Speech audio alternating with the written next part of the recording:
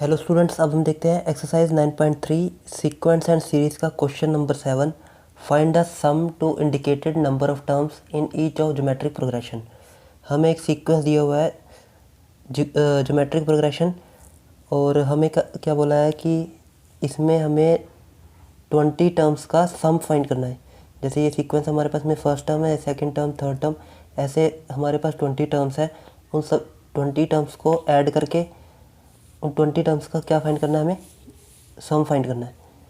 तो सम का फॉर्मूला हमारे पास था S N equal to sum of N terms of G P. इसमें हमें ज्योमेट्रिक प्रोग्रेशन बोला है A into R N minus one upon R minus one. ये फॉर्मूला तब वैलिड था जब आर की वैल्यू ग्रेटर देन 1 होगी। वैसे तो दूसरा फॉर्मूला भी इसमें लगा सकते हैं, ऐसी कोई रिस्ट्रिक्शन नहीं है, लेकिन हम अपने हिसाब से जब आर की वैल्यू ग्रेटर देन 1 होगी तो ये लगाएंगे। और सम ऑफ एन टर्म्स का formula a 1 minus r raise to power n और 1 माइनस आर। ये फॉर्मूला हम तब लगाएंगे जब आर की वैल्यू लेस देन 1 होगी। अब यहाँ से हमें फर्स्ट टर्म तो दी हुई है, अब हम देखेंगे कौन सा फॉर्मूला लगेगा, ये हम आर से डिसाइड करेंगे।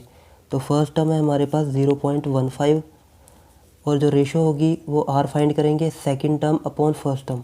सेकंड टर्म है हमारे पास 0.015 अपॉन फर्स्ट टर्म 0.15।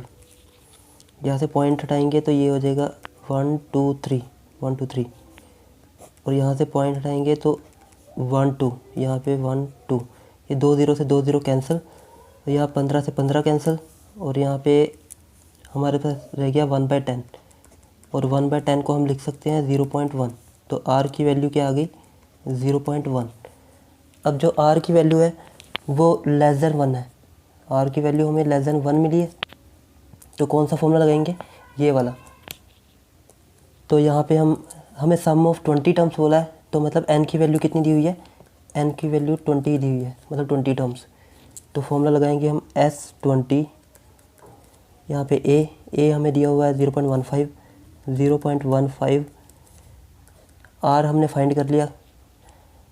अब हम फॉर्मूला कौन सा लगाएंगे, ये कि ये, हम फॉर्मूला लगाएंगे ये वाला, क्योंकि आर की वैल्यू लेस देन 1 है। तो यहाँ पे आएगा 1 माइनस आर कितना था, आर था 0.1 raise to power 20 upon 1 minus 0.1, इतना आ गया।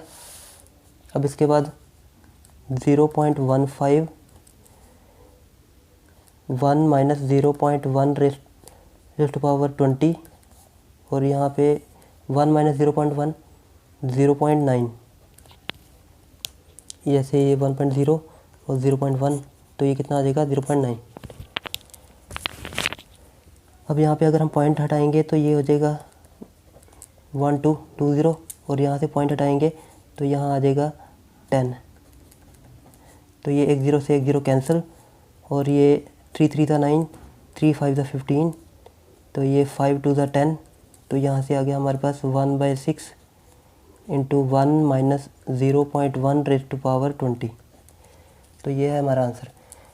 इसके बाद हम इसको फर्दर सिंप्लीफाई कर सकते हैं, लेकिन यहाँ पे हमें 0.1 20 टाइम्स लिखना पड़ेगा। तो जब हमारे पास कुछ ऐसी वैल्यू आने लग जाए कि मतलब 0.1 से रेज़ टू पावर 10 11 12 13, तो ऐसी वैल्यू जब आने लग जाए तो हम अपने आंसर को यहीं तक छोड़ देंगे। यहाँ तक भी सही है, यहाँ तक आप पूरे मार्क्स मिलेंगे, और हमारा एनसीईआरटी का आंसर भी इतना ही है।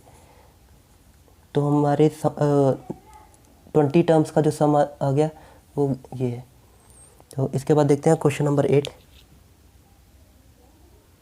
इसके बाद हमारा क्वेश्चन नंबर 8, इसमें हमें सम ऑफ n टर्म्स पूछा हुआ है। इस बार हमें 20 टर्म्स 21 टर्म्स ऐसे नहीं बोला, सीधा n टर्म्स, जहाँ पे n है तो वहाँ पे n ही रहने देंगे। तो यहाँ पे हमें फर्स्ट टर्म दी हुई है √7, कॉमन रेशो फाइंड करेंगे तो यहाँ से 21 अपॉन √7। तो इसको हम ऐसे भी लिख सकते हैं, रूट के अंदर 21 इंटू 7/7, तो ये कैंसिल करेंगे, कितना आ गया 3, तो ये आ गया √3।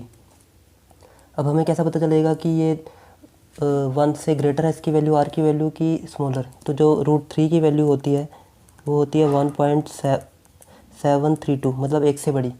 तो मतलब आर की वैल्यू 1 से बड़ी है, तो हम कौन सा फॉर्मूला लगाएंगे, ए r⁻n-1 अपॉन r-1, क्योंकि r की वैल्यू ग्रेटर देन 1 है। तो यहाँ से n की जगह पे n रहने देंगे, क्योंकि हमें सम ऑफ n टर्म्स बोला है।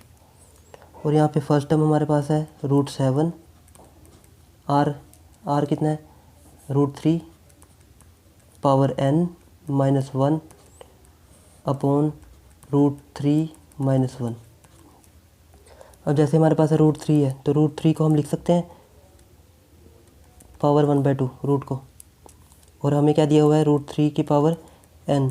तो मतलब यहाँ पे हमारे पास 1/2 तो है, मल्टीप्लाई में n भी है, तो इसको हम बोलेंगे 3n/2।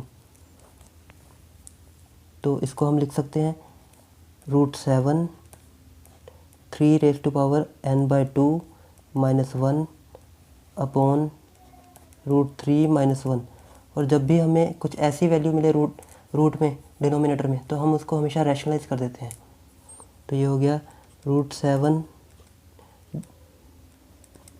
ये सारा हम ऐसे लिख देंगे न्यूमरेटर में, और डिनोमिनेटर में कितना है, √3-1। तो रैशनलाइज कैसे करते हैं, यहाँ पे जो हमारे पास नेगेटिव है तो ऊपर ये साइन चेंज करके न्यूमरेटर और डिनोमिनेटर को मल्टीप्लाई कर देंगे, साइन चेंज कर देंगे इसका। अगर यहाँ माइनस है तो प्लस दोनों तरफ, अगर यहाँ प्लस है तो यहाँ माइनस। तो यहाँ पे माइनस है तो हम क्या करते हैं, प्लस वाली टर्म से रैशनलाइज कर देंगे।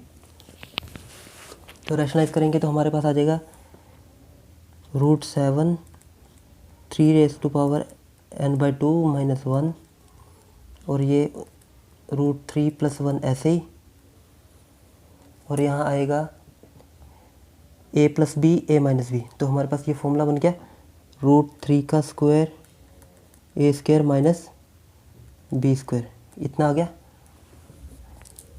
अगर हम इसको सॉल्व करेंगे तो ये ऊपर वाली वैल्यू तो ऐसे रह जाएगी, ये √3 का स्क्वायर से ये कैंसिल, और 1 का स्क्वायर 1, तो ये हो जाएगा, यहाँ पे अकेला 3 रह गया, और यहाँ पे 1, 3 - 1 2। तो जो हमारा आंसर आ जाएगा वो आ जाएगा सेम ये पूरा √7 3n/2 -1 √3 + 1 अपॉन, यहाँ पे हमारे पास ये था √3 का स्क्वायर, तो ये हो गया 3, और ये 1 का स्क्वायर 1। तो हमारे पास क्या आंसर आ जाएगा, √7 3n/2 -1 √3 + 1 अपॉन 2। तो यही हमारा आंसर है। तो आई होप आपको ये क्वेश्चन क्लियर हो गए होंगे। अगर आपको कहीं पे भी डाउट हो तो आप कमेंट करके पूछ सकते हैं। Thanks for watching.